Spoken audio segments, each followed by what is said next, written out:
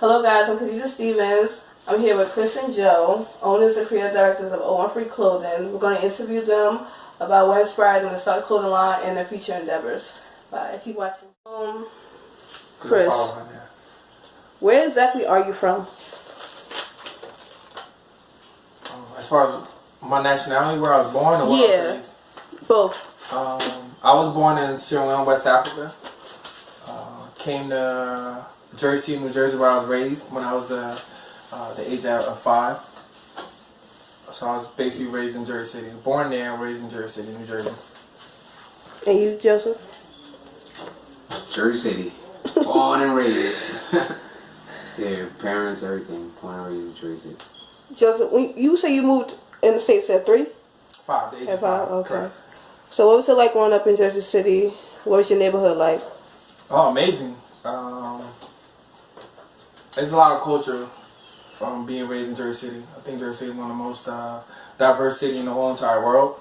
I think we're ranked 3rd, I believe. But as far as like, you know, the culture is just rich in all different types of people, all different types of food, fashion. It's the city, it's the inner city. People's always out. You was always out. You know, especially the area we live in. Especially, yeah, that's what I'm saying. We lived in a very diverse area, so I say more the culture is more, you know, what made a big impact growing up in Jersey City.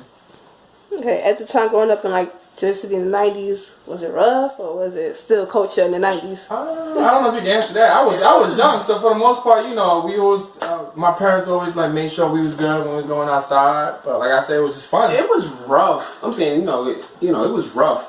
I'm saying it probably was less. It was less shootings. It was less like gun violence. Yeah. It was less gun violence. It was just like more like fist fights. You know what I mean? Most of them worry about like getting jumped or something like that. Yeah, that's true. But it wasn't like the shooting and stuff like that. But it wasn't that bad. Another thing, we wasn't part of that life too. We wasn't part of that lifestyle. We always just playing sports and stuff like that. So we stayed out of trouble. Yeah. We don't know. Yeah. How long did y'all know each other? A long time. 6th grade? Miss Lyons class. 6th grade. So we graduated in 2000? Oh, 2001. We graduated in 2001. So that was 2 years before then. That's 99. Yeah, 99. Since 1999. 99. We got some years. Like, y'all like 99. Yeah. Whoa. 99. Yeah, we got some years in this, man. Yeah, we was friends since Juvenile came out with that song. Yeah, basically. So when did we put out that song? For 99 and 2000? Yeah, that's we you know, we've been friends. Good friends with them. Yeah. Oh my God, okay. Did y'all always have passion for clothes? I mean, I always did. Like I said, when I first came here, my dad worked, he was a delivery driver in the city. He used to deliver stuff. So on the weekends, he'll take me and my sisters to the city, you know, look at stuff. And I used to always like the souvenir stores where, you know, where it says New York City gift shops. I always liked that. I always like New York fashion. But, you know, growing up, we didn't really have the money to buy all the, you know, the high-end, you know, fashion, all the stuff I wanted to wear. So I was always into fashion. Sneakers and we was basketball players, so we was like automatically sneakers and like athletic wear. Like, we was automatically engulfed into the sneaker world because we played basketball and like hats, all that type of stuff. Yeah, so fashion for me started very, very early, at an early age. Yeah, that's what's up. Okay.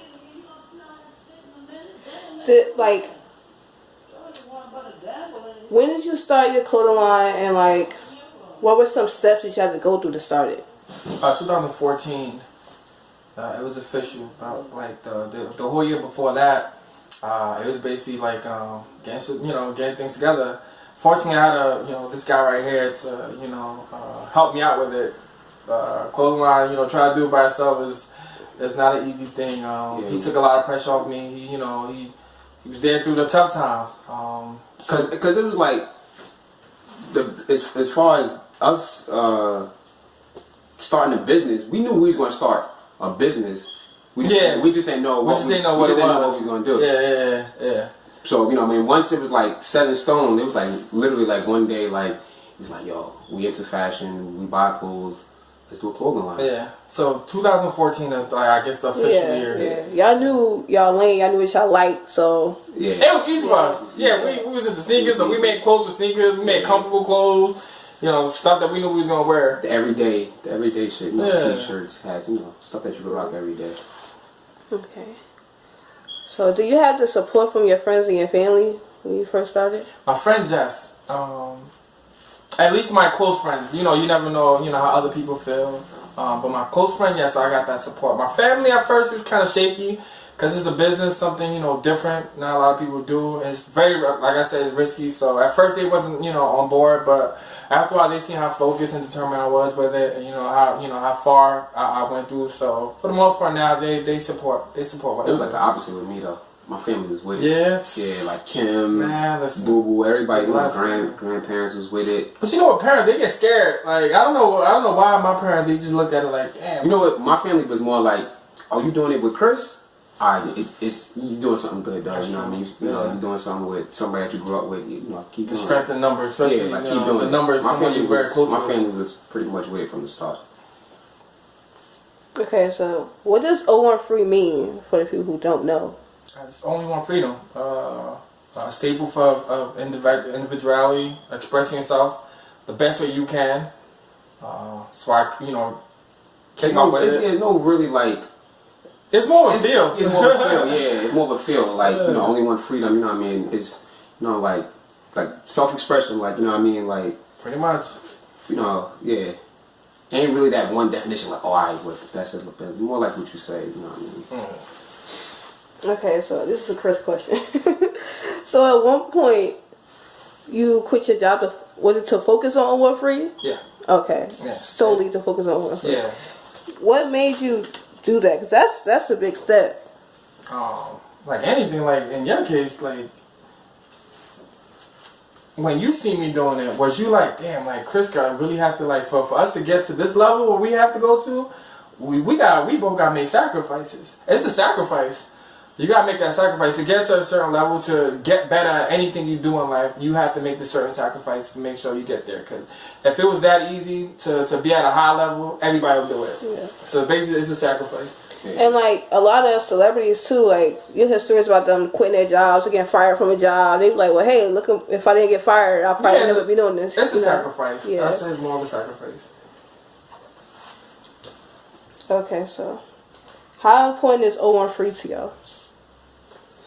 Right now, it's extremely important. Like I said, we've been doing this since 2014. We've been good friends since we was since '99. It's important to us because how much hard work we put into it. You know, the things we've been through, the people we meet. It's more the adventure. It's the journey. Sometimes, you know, we try not to look too far into the future. We try not to look too back. We try not to get too high, not too low. Just basically just serve the people, staying focused, and doing what we do best. With me, it was because it was really my therapy. Like when I got shot, like honestly, like 'cause that's like when we first started the business, and so we had a few other people that was working with us. You know, like fans, family and friends. So like when they used to go out, I used to just see them go out or see pictures, and I used to just be like, damn, we just started the business. I just want to get my body right so I could get out there and do the business. So like I had like started like my therapy early than I was supposed to, just so I could be out there and do the business. So like O1FREE, like and that was big. Because think about when you get shot, the last thing you think about is trying to like see if you can push a t-shirt. Yeah, it's almost like like for us, basketball is like the big thing that we love. Like so, besides basketball, it probably would be like the business. Ooh, basketball and the business is probably like on. Until it's there, we still playing basketball. So the clothesline is that big because we know we're gonna be doing this for a long time. So if it's that close to being basketball, we know we're gonna be doing it for a long time. So I wasn't really gonna bring it up, but since you brought up you being shot. Yeah, that's the question. You should have.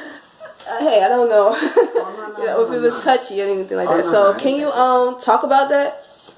Like the event that happened? Yeah, it's crazy. Talk about how you got shot on one of our. It's crazy because our first teaser too. That was the our first set of T-shirts. So I basically was going out to a party to promote the line. I was gonna wear I had the T-shirt on. You know what I mean? And something that was really nothing broke out. But yeah, I was going out there to promote, besides have fun, but it was 4th of July, I was going out there to promote the T-shirt. We had our first batch of shirts, so I was mad excited. Like I'm, these people gonna see the, you know, what we've been working on, that we've been promoting and all of that stuff. But you know, it was a setback. Don't get me wrong. Anyone getting shot is a setback because you know what you got to go through just to get back on your feet. That summer though, like I had so much time to think, so I would be in the house, and that's when I really was like, yo, this is what I want to do for the rest of my life. I had so much time to think. I was at work, I wasn't playing ball, I was just in the house, so I had time to think about ideas, promo ideas, new designs, this and that, reaching out to people. You know what I mean? I'll be on the phone with this guy every day, or he'd come over and stuff like that. So, but me getting shot, you know what I mean, was bad. But me getting shot actually gave me the time to not work and gave me the time to really focus on the business that whole summer. So I feel like if I didn't get, you know, I just turned negative into positive. If I didn't get shot, I don't know if I would have took the business that serious. That summer really had me focused on the business. So, you know, yeah, it was bad, but I turned it into sometimes like tragic things do make you focus on something way more important that you ain't think about. Yeah. Okay, so 50 Cent was spotted in one of y'all hoodies. Congrats. How did that come together? This was me. I had a sale at the airport. Cool girl of mine, Monique, she ordered 4 hoodies. So it was a big sale. Something told me to bring we carry duffel bags, we carry our merch in there, help us move around, do different events, different different things as far as pushing the brand. So I came with the whole bag, just in she maybe wanted to change the size, maybe different color, maybe add another piece to the sale. So as soon as I pull up, Terminal C, level 3, door 1. As soon as I pulled up, because that's how it happened. I parked the car. As soon as I parked the car, I look up to go grab my phone. The door's open. Terminal C, level 3, door 1, and 50 Cent walks out. Damn, 50 Cent right there. So I'm like, damn, at first I was like, damn, that's 50 Cent. Now I'm like, oh shit, I got a car full of merch in the car, in the car. Let me, go see what, if I could, hook him up with anything. So I took a green hoodie, which is a 2X. I thought 50 Cent, he got muscle. I figured, okay, he got to be like a 2X or something like that. Now you know niggas want this shit right.